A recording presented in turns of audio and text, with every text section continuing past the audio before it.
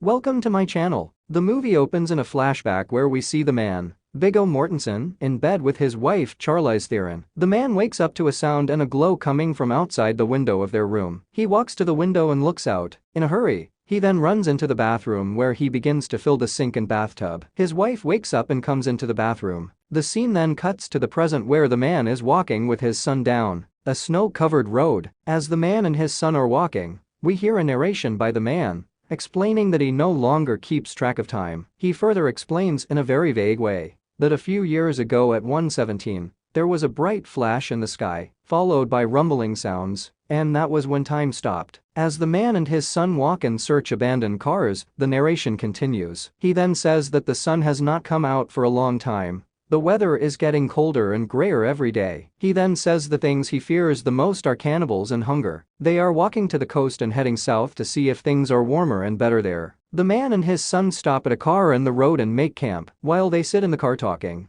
we see that the man has a pistol with 2 rounds remaining and a shopping cart full of things they have collected. The two talk about the boy's mother, making it clear that she has been dead for a significant time. The man also explains to the son how to kill himself the right way with the gun, and that the remaining 2 bullets are for themselves. As they continue their journey, we see several flashbacks to the man and his wife. We witness her giving birth to their son, and that she reluctantly did so, apparently aware that the life they would give him would be hopeless. Right then the flashback ends as the man wakes up suddenly to the sound of a truck in the distance. He wakes his son, and they run out of the truck they were sleeping in into the nearby woods. Leaving the cart, they jump and hide in a ditch. From the tunnel emerges a large truck carrying several armed men. One stranger walks very close to the hiding man and his son and stops to urinate on a tree. He notices the father and son and tries to lure them to the truck, stating that they eat whatever we can find. The man points the gun at the stranger and tells him to not look back at the men he came with, or that he will shoot. He refuses and calls the man's bluff. As the noise of the truck startles the man,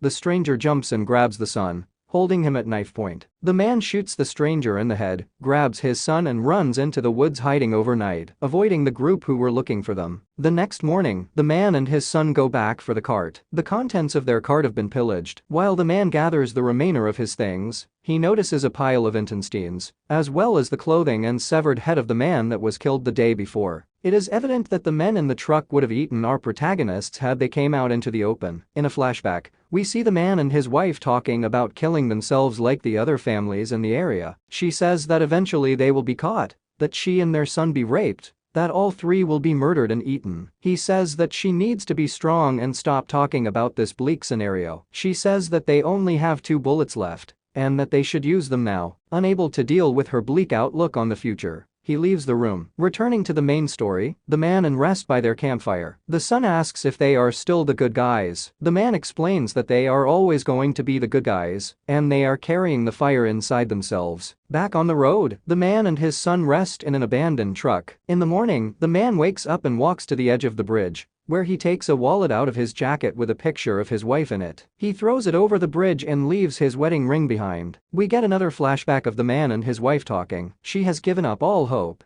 and has decided to commit suicide. He begs her to stay another night. She blames the man for not letting her die earlier and walks outside without saying goodbye to the son. She takes off her jacket and outer clothing and walks off into the dark to die. The two walk on and see a large house in the distance. After looking at it through binoculars, they decide to go into the home. In the main room, they notice a large pile of shoes. The man is very confused and goes into the kitchen where he sees a large door in the floor, closed via padlock. They break in and go down into the cellar. They hear something in the darkness, and when they get close, a naked man comes into the light. As they attempt to leave, they see that the naked man is not alone. An entire group of malnourished people, some missing limbs, beg them for help. They fight off the desperate captives and block the door with a heavy table. As they are about to leave, the owners of the house return. The man and his son run upstairs and hide in a bathroom. As one of the captors approaches, the father points the gun at his son's head to protect him from the cannibals. Luckily for them, the cannibals are distracted by the captives attempting to make an escape. In the commotion, the man and his son run out and quickly hide while the people in the home try to find them. As night falls, they hear the screams of someone being butchered. As they are walking,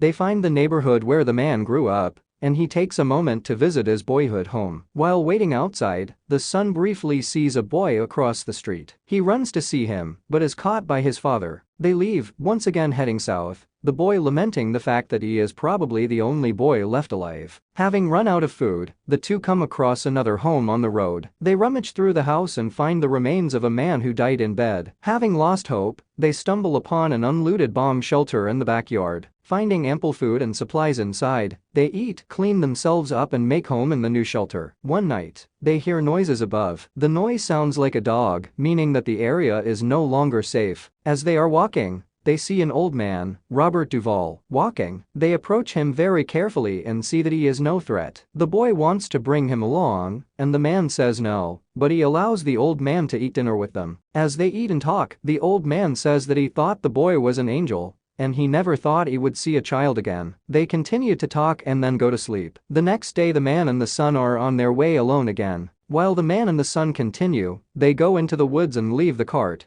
because they see a series of wooden huts. As they walk closer, the man sees a row of spears with human skulls and other human remains on the ground. Quickly turning the other way, they see a fresh pile of blood-soaked snow. In the distance, a woman and a child are being chased by a band of cannibals. The man and the son get away while we hear the dying screams of the woman. This frightful sight is followed by a small earthquake. Multiple trees almost hit them and they take cover and hide. After the dust has settled, they get back to the road once again. As the man carries his son, they see the thief with their cart in the distance. The man takes the pistol and runs after the thief. The man proceeds to take back his belongings and rob the thief, taking his knife, his clothes and his shoes. The son begs his father to have mercy on the man, but he refuses. Back on the beach, the boy is very upset and sulks, eventually convincing his father to return the stolen belongings to their owner. They go back and try to find the thief, but he is nowhere to be seen. They leave his clothes in a pile, along with a can of food. They start walking through a street lined with homes. It is quiet,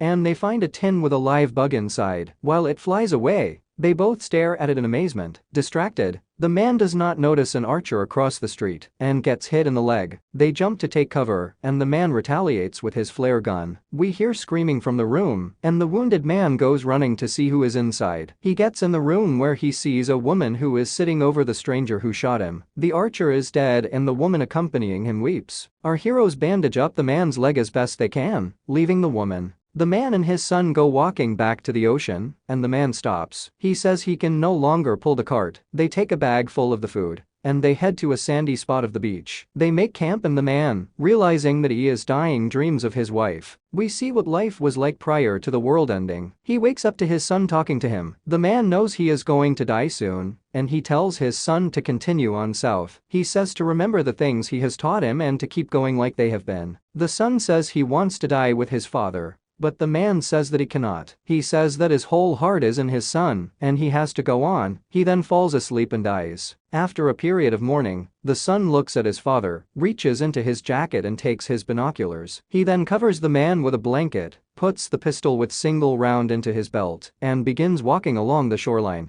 In the distance, we see a stranger, Guy Pearce, walking toward the son. The son points his gun towards the stranger, but amazingly, the man does not reciprocate. He tells the boy that he is not a cannibal, and that he is one of the good guys. The stranger asks the son who the man on the beach is, and the son explains that it was his father. The stranger explains to the boy that he now has two choices: either go on his own, avoiding the roads, or joining him and the others that he is traveling with. The son asks if he has any children, to which the answer says a boy and a girl. Asking if he is carrying the fire inside, to which the stranger does not know how to answer, the boy decides to join them. Saying goodbye to his father one last time, the son walks to the stranger. We see that he is with a woman, Molly Parker, and two children, a boy and a girl. The boy was the one the son spotted earlier by his father's childhood home. We learn that this family has been following the boy for some time, and that the dog they heard earlier at the bomb shelter was their companion. He is assured that he no longer has anything to worry about. Thanks for watching. Please like and subscribe for more recaps.